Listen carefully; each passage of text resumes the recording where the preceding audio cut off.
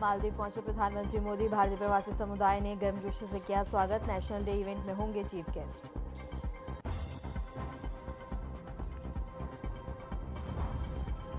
संसद परिसर में विपक्ष का प्रदर्शन। एसआईआर के मुद्दे पर विपक्ष का प्रदर्शन। एसआईआर के विरोध में विपक्ष का पैदल मार्च। प्रदर्शन में राहुल गांधी, खड़गे और प्रियंका गांधी मौजूद। उड़ीसा में भारी संख्या में कैश और सोना बरामद। डिप्टी फॉरेस्ट रेंजर के घर में कैश की बरामदी। फ्लैट में 1 करोड़ 40 लाख कैश जब्त।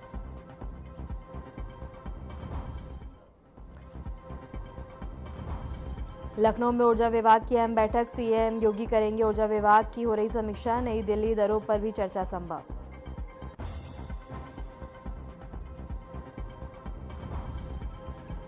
यूपी में फिर एक्टिव हुआ मॉनसून। तेज धूप और उमस के बीच बढ़ी बारिश की उम्मीद। लखनऊ समेत 50 जिलों में बारिश का अलर्ट जारी।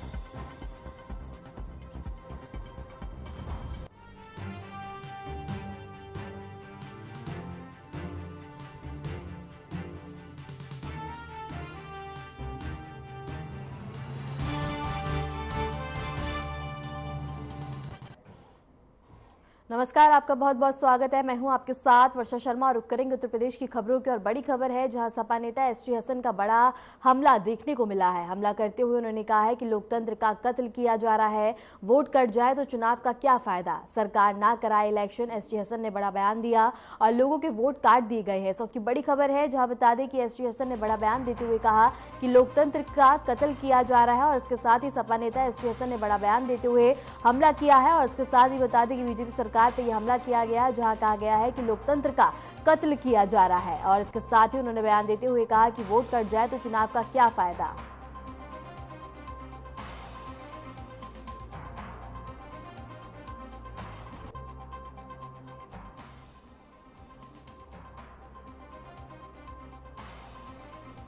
इसी खबर पे रुक करेंगे हमारे मेहमान सपा नेता एसटी हसन का।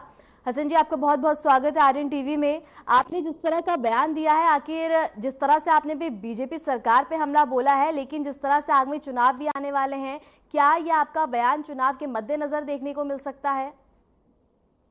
देखिए, हमारा दुनिया की सबसे बड़ी डेमोक्रेसी है और इसके अंदर के बैकडोर से लोगों के वोट काटे जा रहे हैं। और जिस तरह के अब चुनाव चल रहे हैं, जैसे हमने देखा रामपुर में हुआ और भी बहुत सी जगहों पे हुआ, वोट काटने का जो आधार बनाया जा रहा है वो उसमें गरीब आदमी के पास जन्म प्रमाण पत्र कहाँ से लाएगा, कहाँ से अपने माँ बाप का जन्म प्रमाण पत्र लाएगा।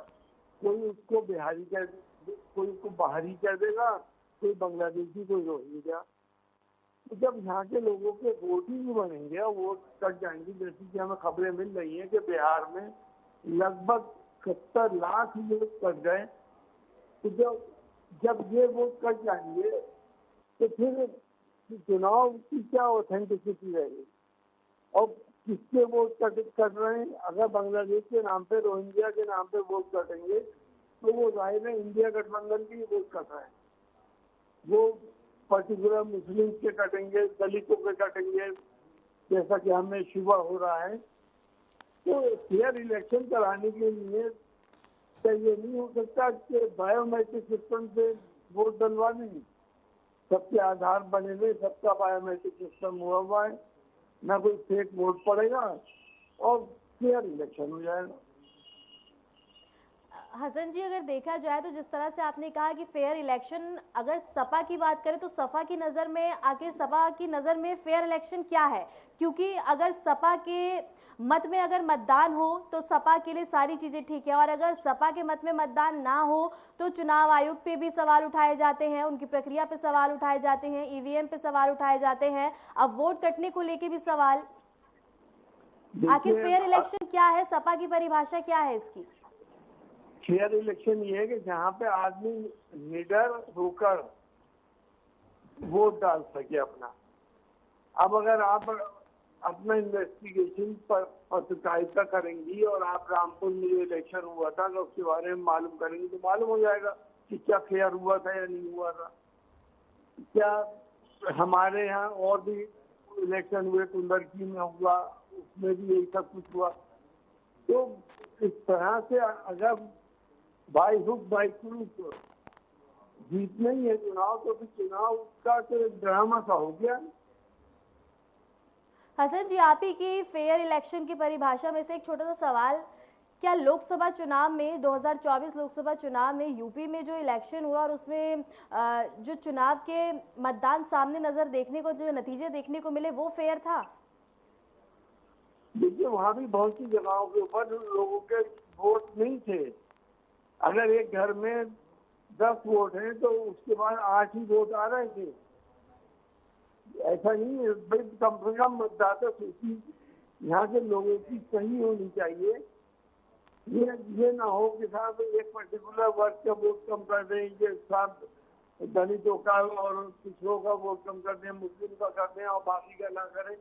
तो कम से कम इसमें फेयरनेस होनी चाहिए, इसके अंदर ईमानदारी होनी चाहिए।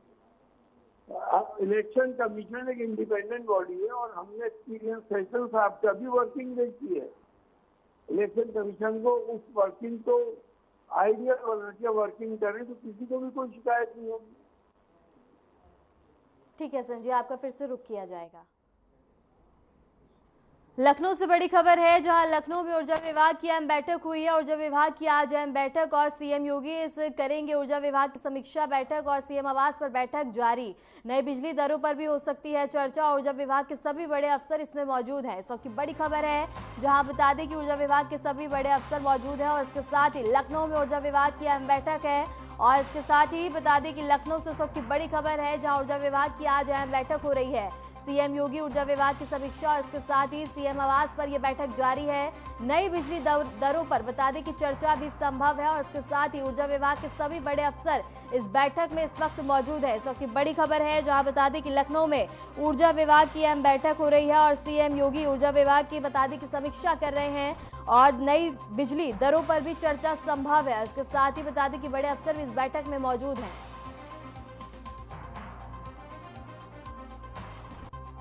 इस वक्त की बड़ी खबर है लखनऊ से, जहां बता दें कि सीएम योगी ऊर्जा विभाग की समीक्षा कर रहे हैं। सीएम आवास पर यह बैठक जारी है। नई बिजली दरों पर बता दें कि चर्चा संभव है और ऊर्जा विभाग के सभी बड़े अफसर इस बैठक में शामिल हैं। इस वक्त की बड़ी खबर लखनऊ से है, जहां बता दें कि लखनऊ में ऊर्जा विभाग की अहम बैठक जारी है। सीएम योगी और इसके साथ ही बता दें कि नई बिजली दरों पर भी चर्चा संभव है। इस वक्त की बड़ी खबर लखनऊ से है, जहां ऊर्जा विभाग की आज अहम बैठक और इसके साथ ही बता दें कि बैठक जारी है।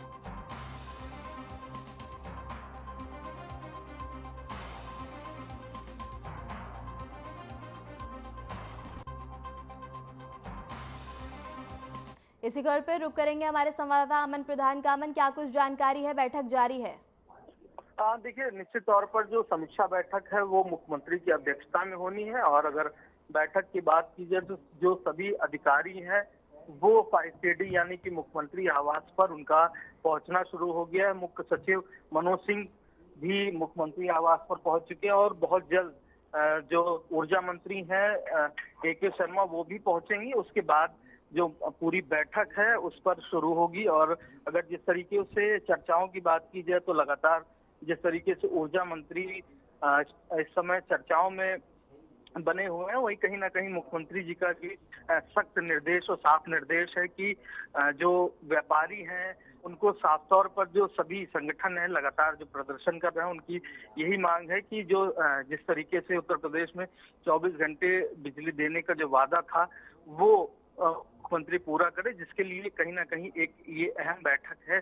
उसमें भी कई व्यापारियों के लिए कई फैसले आ सकते हैं कि उनको 24 घंटे किस तरीके से बिजली उपलब्ध कराई जाए, क्या व्यवस्थाएं हो सकती हैं, कितना संशोधन हो सकता है।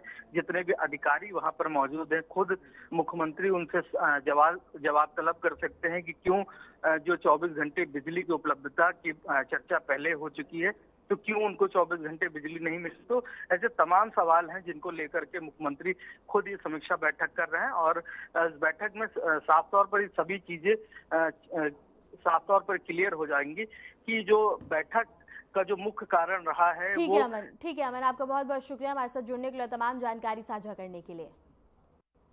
रुक करेंगे अगली बड़ी खबर की ओर। कृषि श्रमिकों को योगी सरकार का बड़ा तोहफा मिला है। कृषि श्रमिकों की न्यूनतम मजदूरी बढ़ा दी गई है। आप बता दें कि 252 रुपए प्रतिदिन मजदूरी मिलेगी और कृषि श्रमिकों के लिए मजदूरी के घंटे तय किए गए। सबकी बड़ी खबर है, जहां बता दें कि कृषि श्रमिकों के लिए मजदूरी के घंटे तय किए गए हैं। अब 252 रुपए प्रतिदिन मिलेंगे और इसके साथ ही बता दें कि सबकी बड़ी खबर है, जहां योगी सरकार का कृषि श्रमिकों को बड़ा तोहफा मिलता हुआ नजर आया है और इसके साथ ही न्यूनतम मजदूरी बढ़ाई गई है। अब 252 रुपए प्रतिदिन मजदूरी मिलेगी और कृषि श्रमिकों के लिए मजदूरी के घंटे तय किए गए हैं। सबकी बड़ी खबर है, जहां योगी सरकार का बड़ा तोहफा देखने को मिला है कृषि श्रमिकों के लिए और इसके साथ ही बता दें कि कृषि श्रमिकों की न्यूनतम मजदूरी अब बढ़ाई गई है।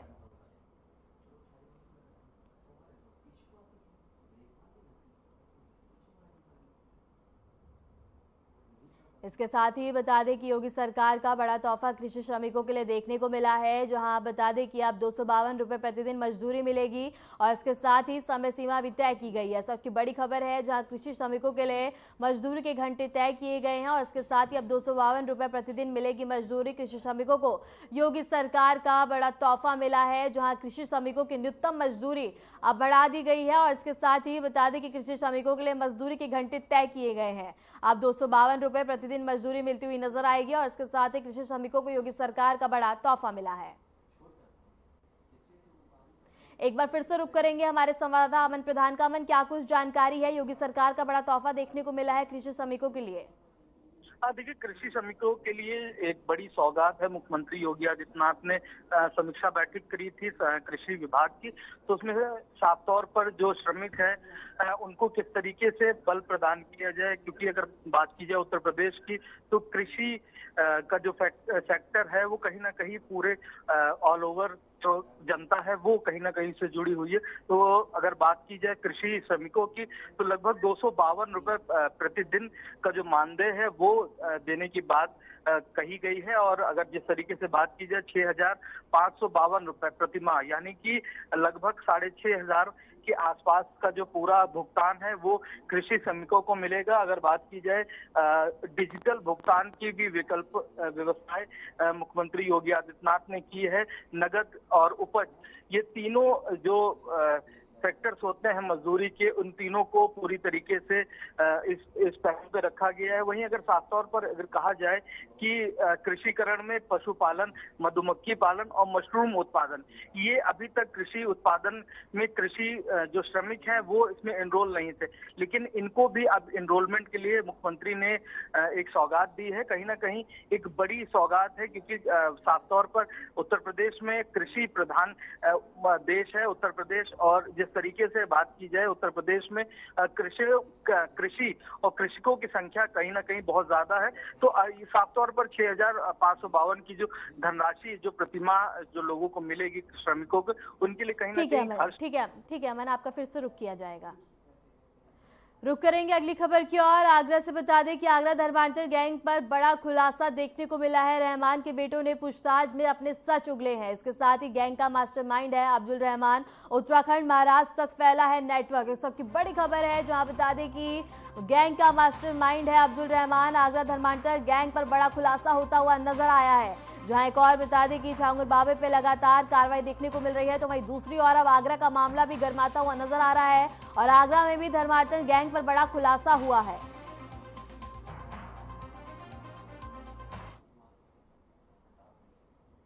इसी खबर पर रुक करेंगे हमारे संवाददाता एसपी सिंह का। क्या कुछ जानकारी है?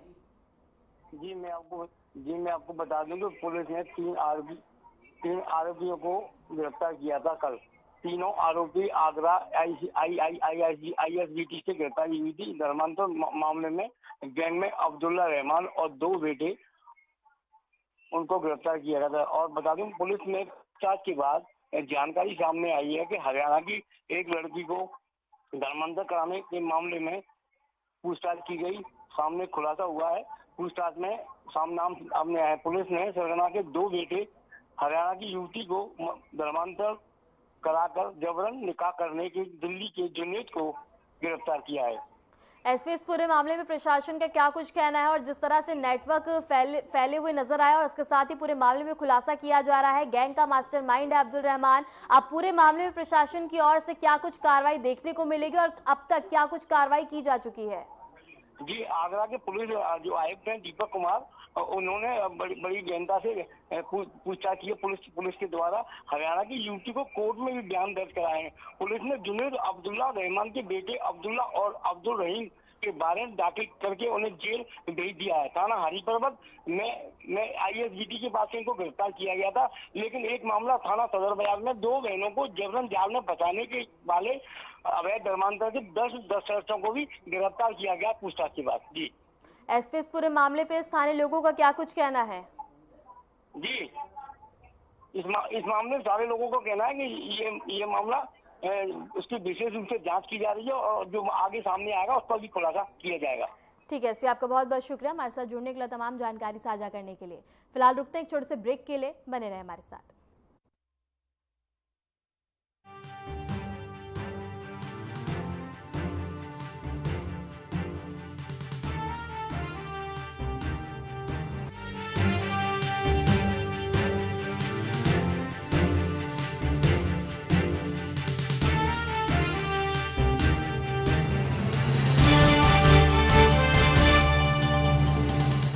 यशस्वी प्रधानमंत्री नरेंद्र मोदी जी के संकल्प सबका साथ सबका विकास को माननीय मुख्यमंत्री योगी आदित्यनाथ जी ने सामाजिक एकता एवं समरसता के उच्चतम मानदंडों के साथ बनाया है यूपी सरकार का मूल मंत्र। परिणाम स्वरूप 2017 के बाद उत्तर प्रदेश में सभी को मिले बिना किसी भेदभाव के रोजगार के समान अवसर एवं योजनाओं के लाभ। 8.5 लाख से अधिक सरकारी और 3,75,000 से अधिक संविदा पर नौकरी पाने वाले जहां निष्पक्ष और पारदर्शी प्रक्रिया के साक्षी बने, वहीं अनुसूचित जाति, जनजाति, पिछड़े एवं निम्न आय वर्ग के अभ्यर्थियों को मिला आरक्षण का संपूर्ण लाभ। प्रधानमंत्री गरीब कल्याण अन्न योजना, प्रधानमंत्री आवास योजना और जल जीवन मिशन से लेकर मुख्यमंत्री युवा स्वरोजगार और एक जनपद एक उत्पाद जैसी विभिन्न योजनाएं यूपी में अंत्योदय से सर्वोदय का सपना कर रही हैं साकार। काम दमदार, डबल इंजन सरकार।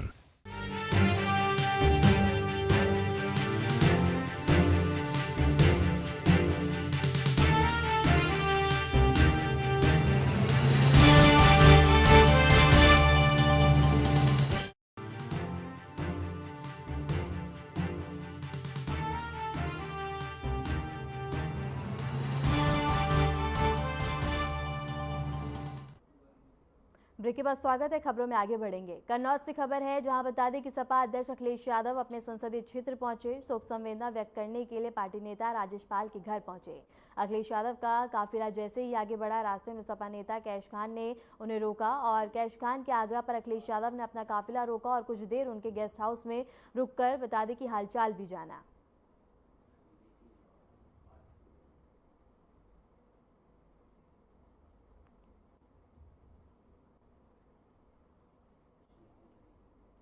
इलाहाबाद हाईकोर्ट की बड़ी टिप्पणी देखने को मिली है। इस वक्त की बड़ी खबर है, जहां माता पिता से दुर्व्यवहार पर बता दें कि तल्ख टिप्पणी और इसके साथ ही क्रूरता उपेक्षा को बताया संविधान का उल्लंघन। इस वक्त की बड़ी खबर है, जहां माता पिता की देखभाल वैधानिक दायित्व है। हाईकोर्ट ने बड़ा आदेश दिया है और संविधान के अनुच्छेद 21 का उल्लंघन बताया है। इस वक्त की बड़ी खबर है, जहां बता दें कि माता पिता की देखभाल दायित्व है और इसके साथ ही क्रूरता उपेक्षा को बताया संविधान का उल्लंघन। और इसके साथ ही इस वक्त की बड़ी खबर है, जहां बता दें कि माता पिता के साथ दुर्व्यवहार पर और इस वक्त की बड़ी खबर है। खबर गाजियाबाद से है, जहां लालकुआ के पास जीटी रोड पर बिजली कटौती को लेकर जनता ने विरोध प्रदर्शन करते हुए रोड जाम कर दिया। यह 15 दिनों के भीतर दूसरी बार है जब लोग बिजली की लगातार कटौती से परेशान हैं। लोगों ने अपनी समस्याएं लेकर प्रशासन और बिजली विभाग के खिलाफ नारेबाजी की। ऊर्जा मंत्री के बता दें कि कड़े निर्देशों के बावजूद बिजली आपूर्ति में सुधार नहीं होने से लोगों का गुस्सा बढ़ गया।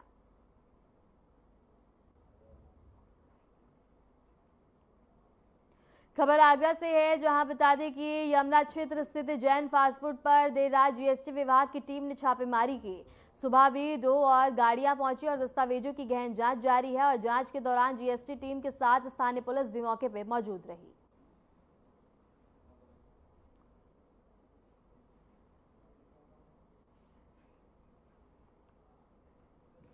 खबर रायबरेली से है, जहां बाराबंकी जिले में पेंशन दिलवाने के नाम पर बुजुर्ग से ठगी की गई और शिवगढ़ थाना पुलिस ने आरोपित सुरवेंद्र यादव को गिरफ्तार किया है। पुलिस ने आरोपी के कब्जे से बता दें कि सामान बरामद किए हैं।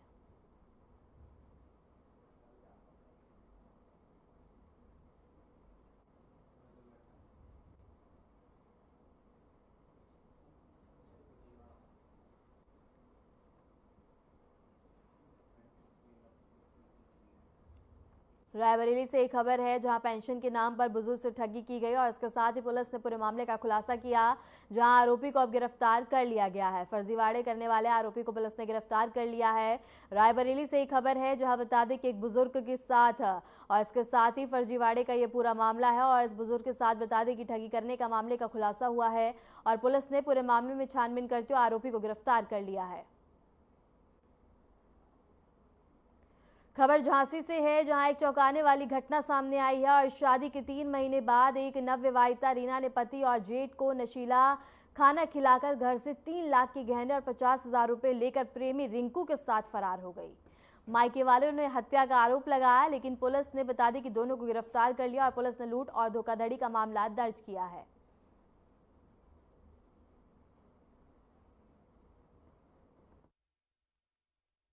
थाना क्षेत्र पूछ की मूल रूप से रहने वाली एक महिला, जिसकी करीब 3 महीना पहले थाना क्षेत्र कोतवाली नई बस्ती एरिया में शादी हुई थी।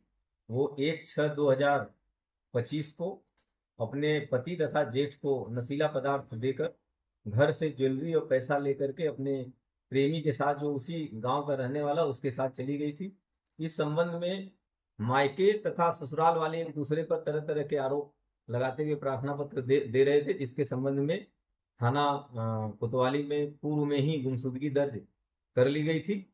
जब महिला को बरामद किया गया और पूरा घटनाक्रम क्लियर हो गया कि क्या घटना हुई है, तो इस संबंध में ससुराल वालों की तहरीर पर उचित धाराओं में अभियोग पंजीकृत करते हुए जो ज्वेलरी, जिसकी कीमत करीब 5 लाख रुपए की होगी, तथा कुछ पैसे जो महिला उससे बरामद करते हुए उसके प्रेमी और महिला को, दोनों को जेल भेजा गया।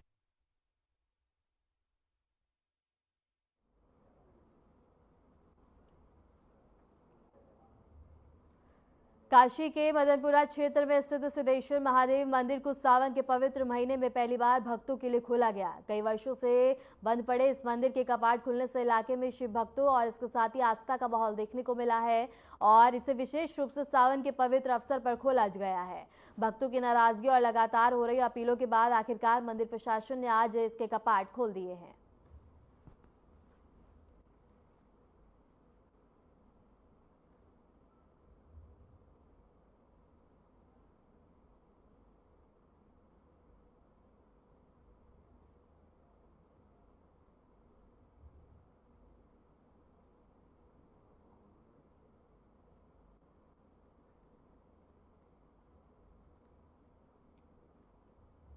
काशी के लिए, हम धर्मावलंबियों के लिए, बाबा के गणों के लिए और सभी को आमंत्रण भी है।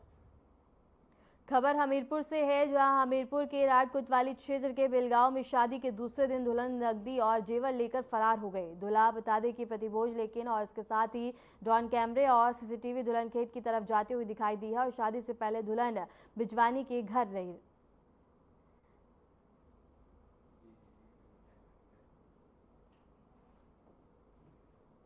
फिलहाल के लिए उत्तर प्रदेश की खबरों में इतना ही। नमस्कार।